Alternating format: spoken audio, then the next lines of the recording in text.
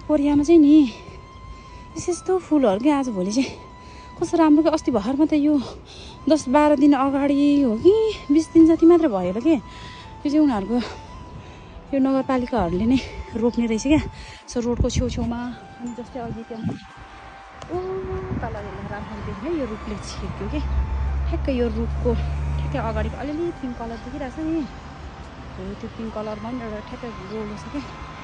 अन्त गोलो यस्तै छेउतिर चाहिँ रोडको गोलोतिर होइन रोडको छेउतिर चाहिँ यस्तै उनीहरूको नगरपालिकाहरूले नै यसरी डेकोरेसन गर्दो रहेछ क्या। कस्तो राम्रो देखेको हेर्नु न।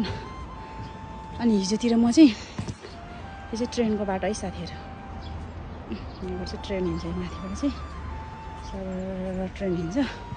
अनि म हिजोतिर रुममा जाँदै हिँड्ने रोड चाहिँ यो हो कि।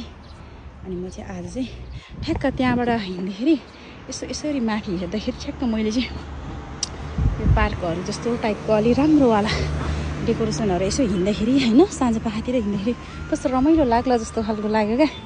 त्यही भएर म चाहिँ मनमा भोलि चाहिँ त्यहाँबाट हिँड्नु पऱ्यो जस्तो लागिरहेको थियो। सो आज म यहाँबाट हिँडेँ।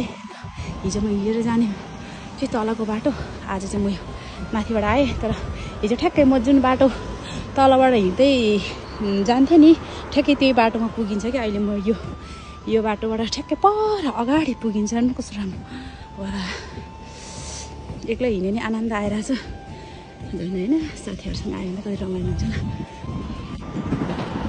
ट्रेन आयो यस्तो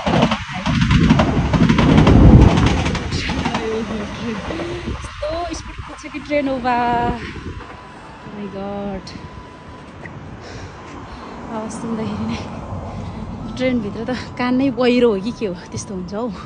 कति राम्रो फुल